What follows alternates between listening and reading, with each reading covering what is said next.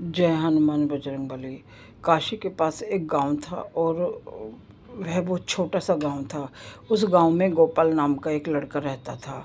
वह हनुमान जी का बहुत पक्का भक्त था, लेकिन बहुत कम उम्र का था।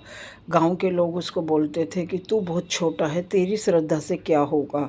और एक दिन गोपाल के गांव के पास एक घना जंगल था और बड़ा डरावना जंगल था। उसमें रात में अजीब अजीब आवाज़ आती थी, तो गांव वाले के मन में सब दहशत बैठा हुआ था कि ये तो भूत है यहाँ पे।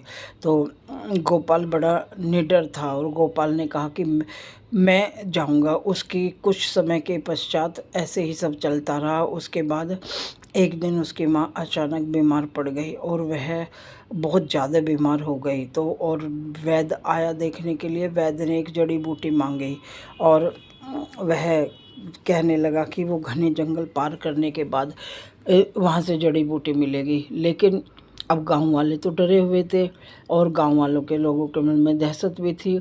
अब उन्होंने कहा जड़ी बूटी कौन लेके आए, तो गोपाल ने कहा मैं जाऊंगा। तो गांव के एक बुजुर्ग बोले कि भाई तुम तो बहुत छोटे हो, तुम कैसे जाओगे जड़ी बूटी लेने के लिए। कहने लगा कि छोटा बेशक हूँ, लेकिन अपनी माँ के लिए मैं कुछ भी कर सकता हूँ।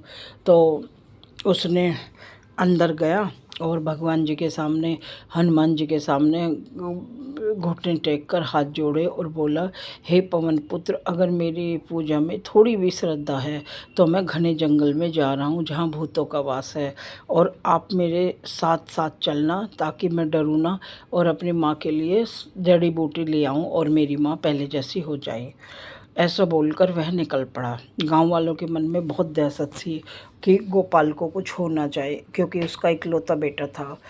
इस तरह से गोपाल जय बजरंग बली बोलता हुआ आगे चला। जैसे ही वो घने जंगल में पहुंचा तो वहाँ वही अजीब तरह की आवाज़ आ रही थी। वह पूरा डरा हुआ था और पसीने से नहाया हुआ था।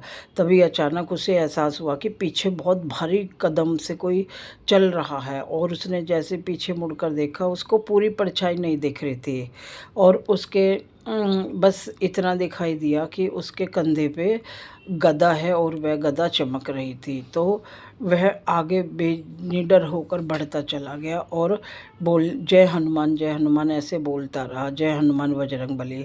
वह आगे पहुंचा और वहाँ से जो जड़ी बूटी वैद्य ने बताई थी उसको ढूंढा और उसको तोड़कर अपने बैग में रख लिया। और वापस जब वह जंगल में को ही निकला, फिर वह अपने हनुमान जी का नाम जपता रहा।